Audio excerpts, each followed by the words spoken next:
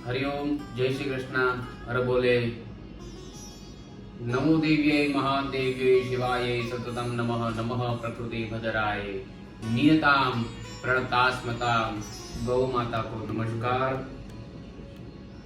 यया सर्वमिदं व्याप्तं जगत् स्थावर जंगमं तां धेनुं शिरसा वंदे भूत भव्यस्य मातरम। ऐसी गाय माता को नमस्कार है, प्रणाम। ऐसा कहते हैं कि भगवान ब्रह्मा जी ने भगवान शिव के आज्ञा के द्वारा सृष्टि की रचना की, और सृष्टि की जब रचना की तभी भगवान ब्रह्मा जी ने एक ऐसे पशु को बनाया, ऐसे प्राणी को बनाया जो हमारे पृथ्वी का संतुलन बनाए रखे। पृथ्वी का संतुलन यानी कि बैलेंस बनाए रखे, ऐसा प्राणी की उत्पत्ति की। और ऐसा प्राणी जिसके अंदर सात्विकता हो। सात्विकता यानी कि सत्व, दैवत्व, सब चीज उसके अंदर मौजूद हो। वह प्राणी था गाय। ऐसा भगवान ब्रह्मा जी ने गाय को निर्माण किया।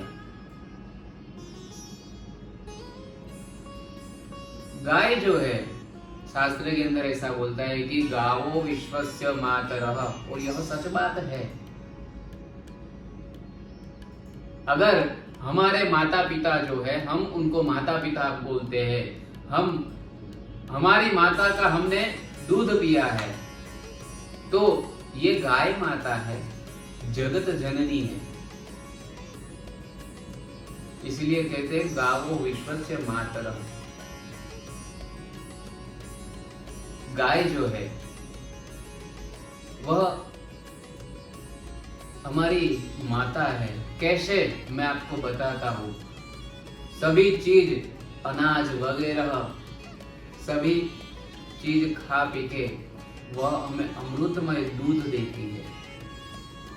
वह दूध जो है हम पीते हैं, जिससे हमें प्रोटीन, विटामिन मिलता है। वही दूध अमृतमय है।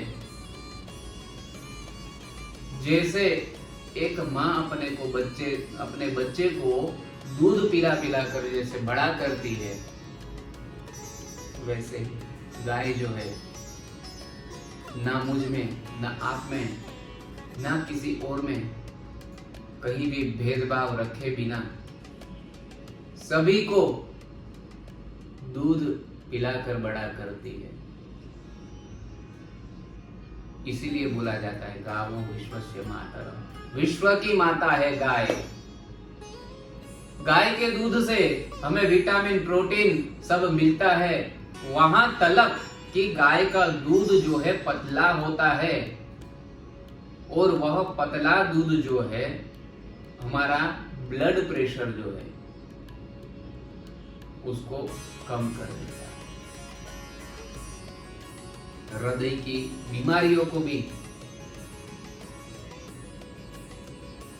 गाय का दूध जो है वह हृदय की बीमारियों को भी मिटाता है। दूसरा यह कि गाय के दूध में से बहुत सारे पदार्थ बनता है, बहुत सारे पदार्थ बनते हैं। जैसे दही, घी, फिर पनीर, चीज, मावा, यह सब चीज गाय के दूध में से ही तो बनती है। और अच्छी अच्छी मिठाइयाँ दूध में से बनता है। पेड़ा, बर्फी, यह सब गाय के दूध में से बनता है। तो क्या हम गौ माता के कर्जदार नहीं है? जी हाँ, जरूर। हम हमारे माँ और पिताजी का कर्ज कभी नहीं चुका सकते हैं, वैसे ही हम गाय का दूध पीते हैं तो उसका कर्ज हम कभी नहीं चुका सकते। वैसे ही गाय का ये एक फायदा नहीं है, गाय को भगवान ब्रह्मा जी ने जब उत्पन्न किया तभी एक ही मन में आस रखी है कि यह जो पशु है, यह जो प्राणी है, वह पृथ्वी का संतुलन बनाए रखेगा। आइए देखते हैं कैसे। गाय सबसे पहले अमृतमय दूध देती है, फिर गाय के अंदर ऐसे ऐसे तत्व है जो 18 प्रकार की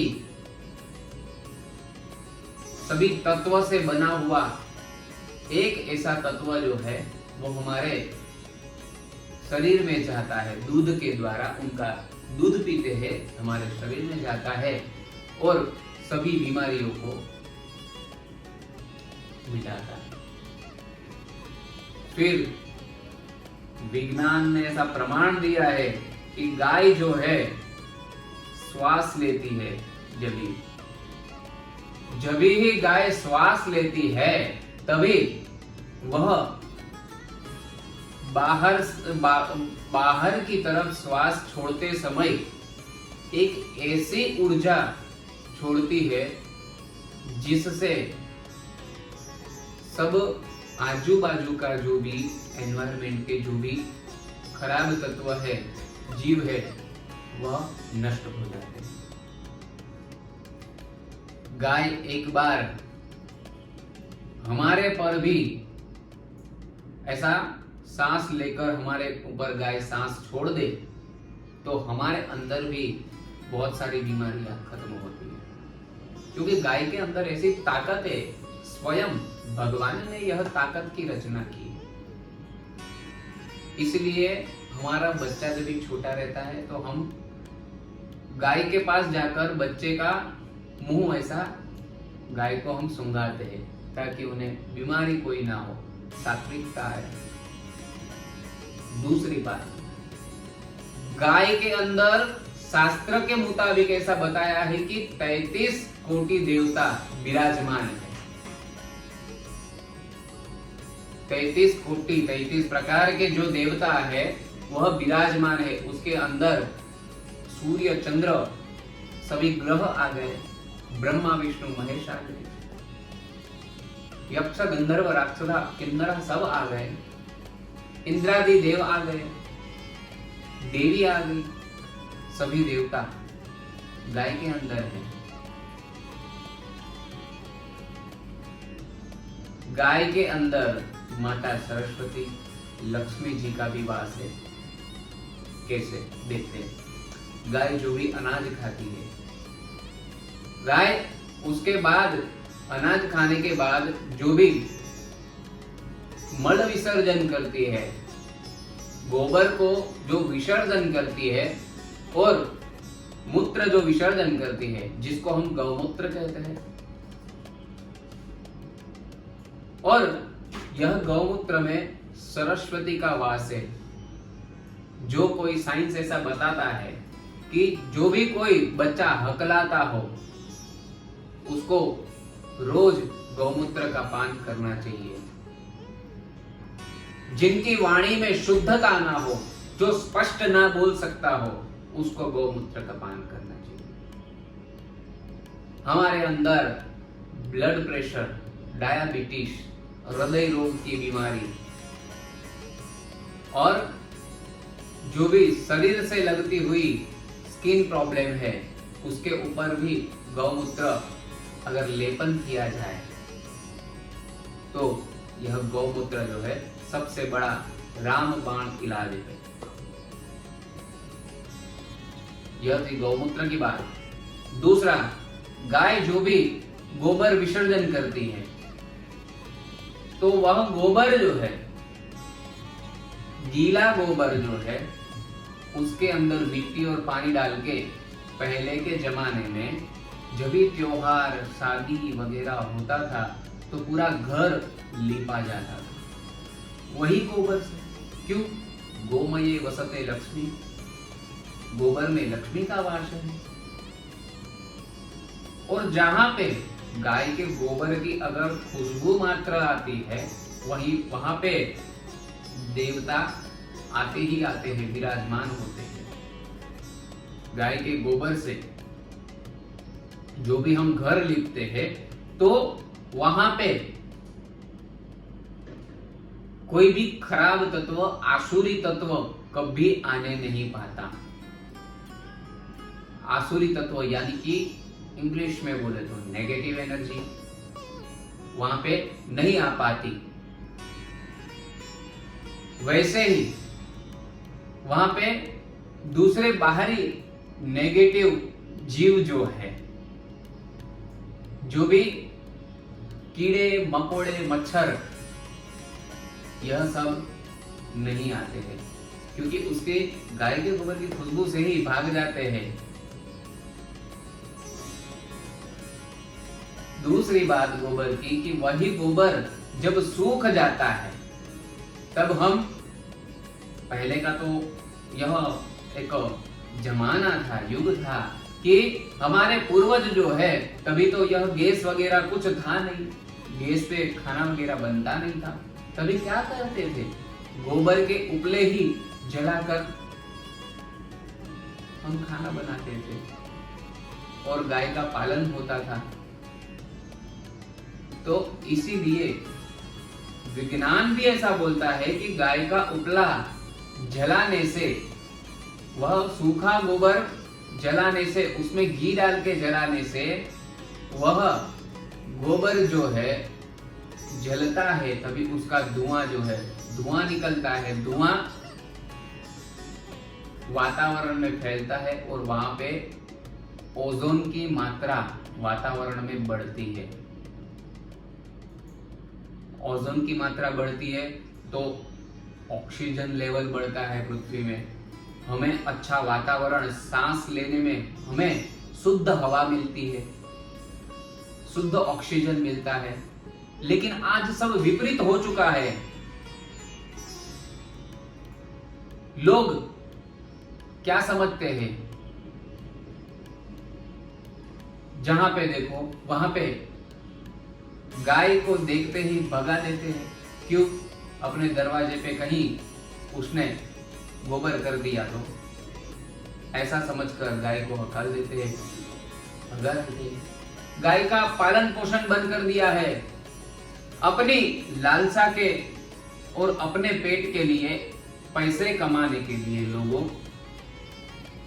लोग पैसे कमाने के लिए भैंसों को पालते हैं। क्यों? क्योंकि दूध की मात्रा ज्यादा रहती है, ज्यादा दूध देती है। गाय कम दूध देती है लेकिन पौष्टिक देती है।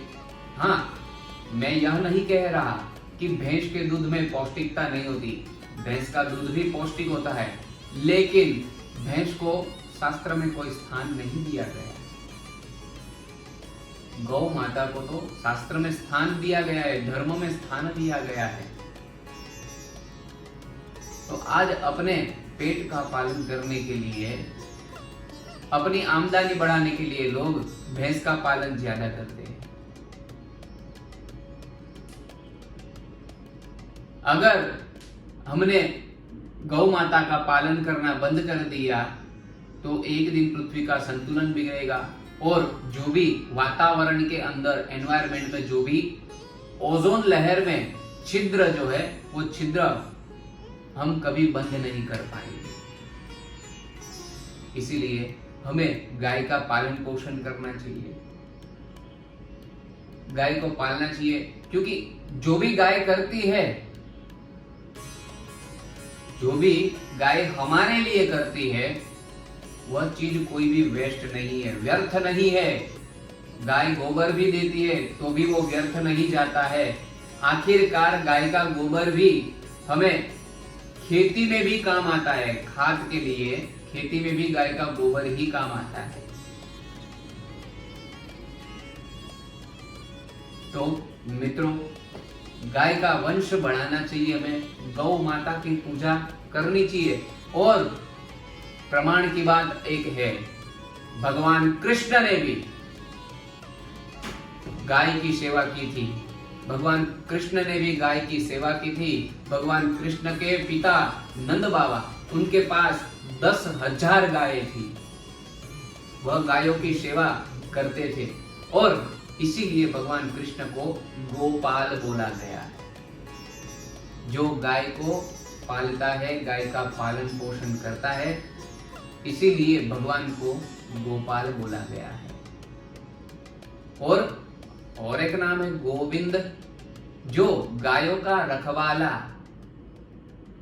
वह भगवान कृष्ण ने भी गाय की सेवा की है, तो जब भगवान कृष्ण भी प्रमाण देते हैं, ऐसा हमारा विज्ञान भी गौ माता का प्रमाण देता है, तो हमें गौवंश हत्या को बंद करना चाहिए और गाय का पालन पोषण करना चाहिए, गौवंश को बढ़ावा देना चाहिए। इसी प्रकार हमें गाय की सेवा करनी चाहिए। हर बोले हर शिव शंकर।